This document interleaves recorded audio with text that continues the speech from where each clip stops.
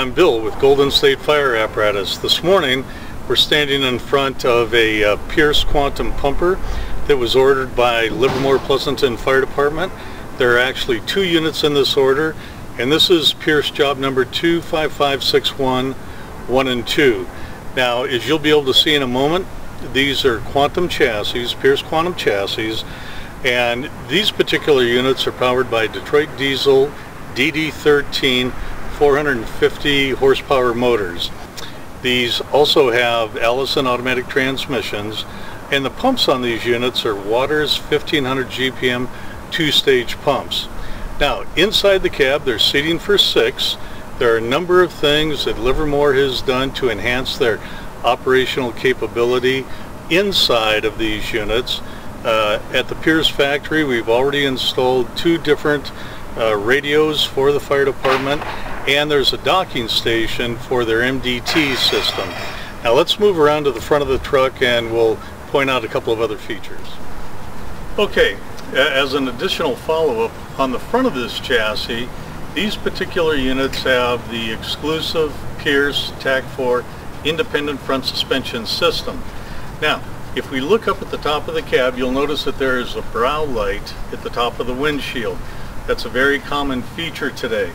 Also, what Livermore Pleasanton has done, we have a Federal EQ2B electronic siren. So this is not your traditional mechanical siren, although it makes the sound of a mechanical siren in addition to the electronic sounds. The tow hooks have been extended out through the front of the bumper. We have a couple of air horns here. We have another electronic speaker over here. And then in the front bumper extension, which is a 13-inch extension, we have a hose tray for 1.5 inch front discharge hose. And here is our discharge swivel right here, and it's got a couple of stops on it.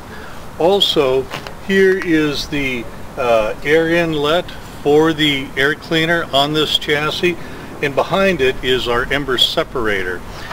Also, the warning lights on the front are Whelen M-Series warning lights. These have clear lenses on them, as does the light bar and the balance of the warning lights, but the color will come up when the lights are turned on. Okay, now we're at the center of the apparatus, obviously where the pump panel area is, but first let's talk about the warning lights and the floodlights at the rear of the cab. Number 1, we've got a midship warning light right here just to the rear of the crew cab door. We also have a Whelen water tank level indicator gauge. Very, very effective.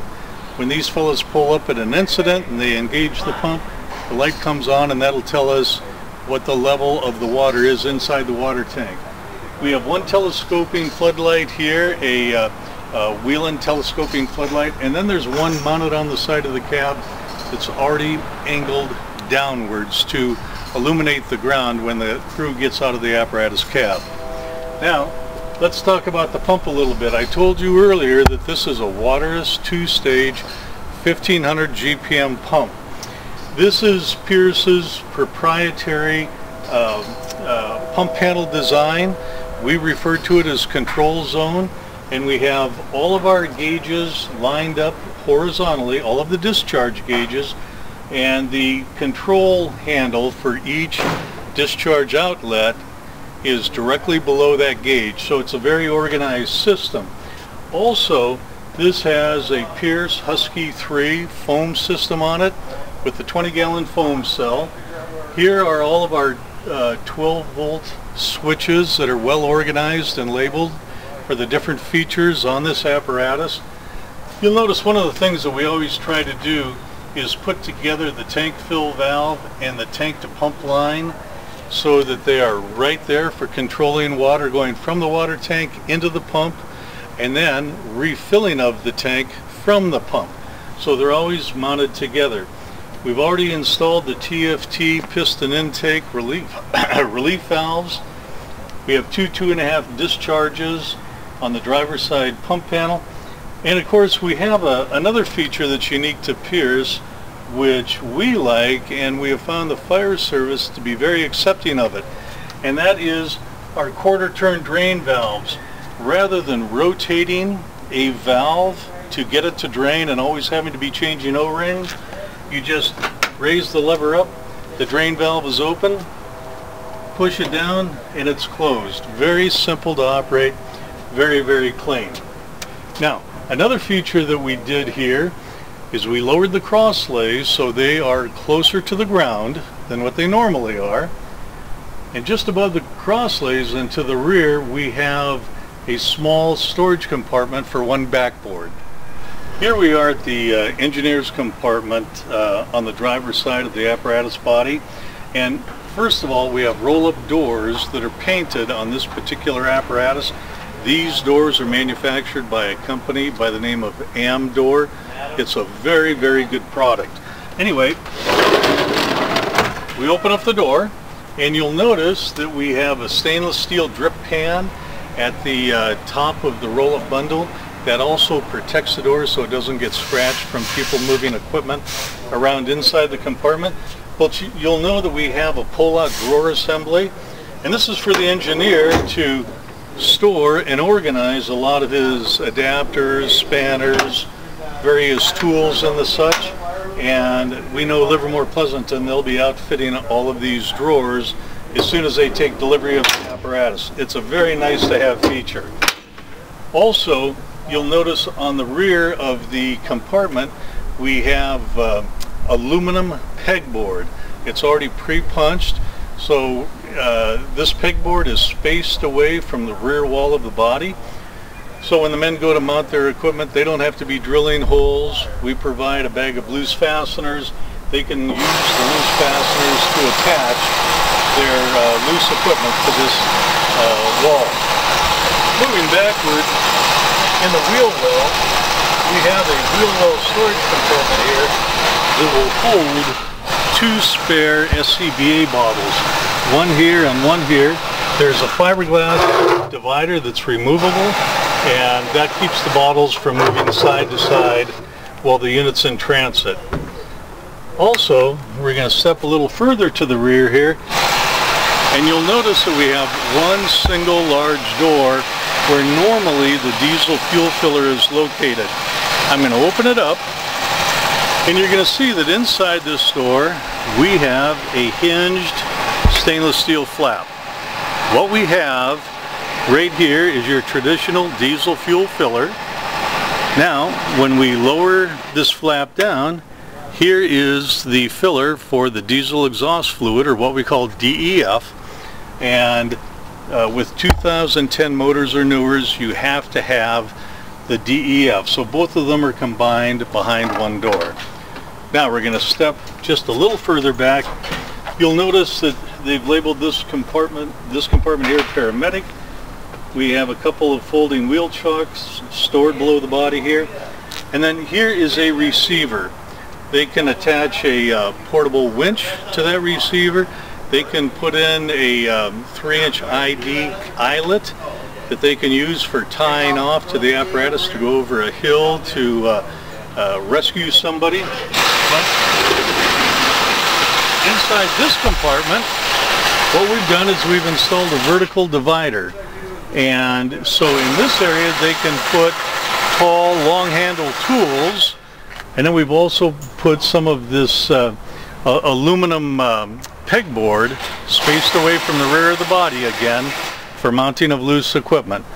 They've got 2 shelves that are adjustable up and down, pull-out tray, and then you'll notice the strip lighting is mounted right behind the door slide-up assembly. Okay, now we're at the rear of the apparatus body, and what the customer chose to do was to make their tailboard a little bit deeper.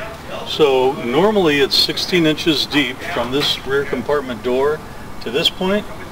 We extended the tailboard another 6 inches, and then rather than squaring off this corner, we've angled it so that personnel, when they're walking around the corner of the truck, they won't hit their knee or leg on a square corner.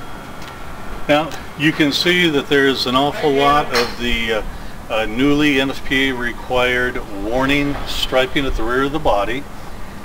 In this particular case, we have a hinged bracket, which most of you will recognize, and there's no top. So in a wildland incident situation, when the guys have a lot of single jacket hose out, and they've got to evacuate an area quickly, they can just swing this bracket out, and the one on the other side loop the hose back and forth, and they can get the heck out of Dodge.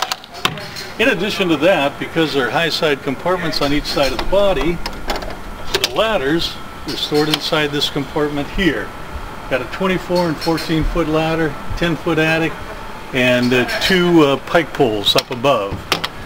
Now, a couple of things that we've done here is, this is our tailboard compartment with one adjustable shelf, one pull-out tray. Over here, they wanted to carry hard suction hose, so we mounted the hard suction hose inside the body. That's all right there. In addition to that, we recessed a backup camera above the roll-up door. That's recessed into the body. They have their arrow stick. Needless to say, the hose bed with the adjustable hose bed dividers. And then you'll notice that we have two of the Whelen Pioneer floodlights at the top of the body on each side. We have an on-off switch right here for these rear floodlights, so they don't have to go up into the cab to turn the lights on or off.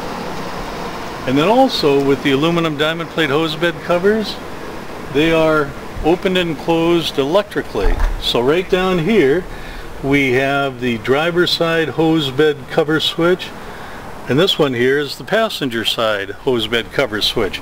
And when we flip them up, the covers open automatically.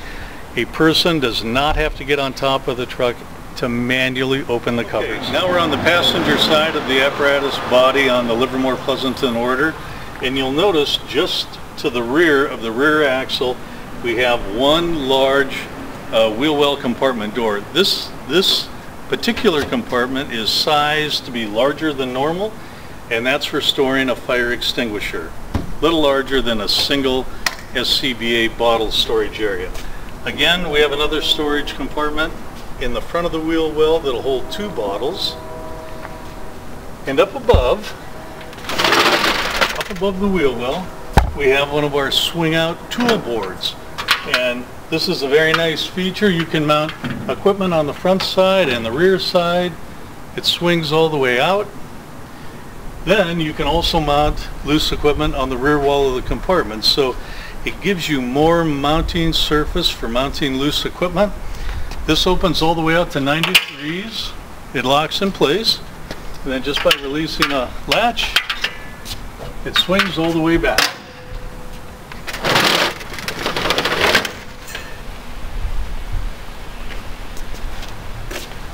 On the passenger side pump panel, again, we have another TFT intake valve. We have a large diameter discharge and one 2.5 inch discharge. We also have a 2.5 inch auxiliary suction inlet. Here's our rewind switch for the booster reel that's mounted just above.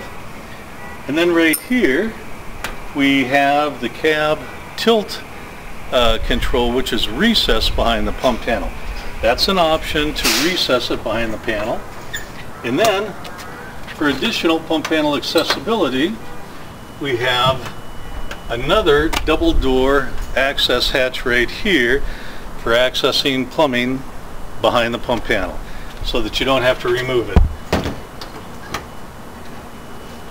Now, just like all other Pierce products, once you loosen these fasteners around the perimeter of the pump panel, disconnect this switch, the panel comes off, and you have excellent accessibility into the pump compartment, in addition to the front of the pump module, which is left open when you tilt the cab.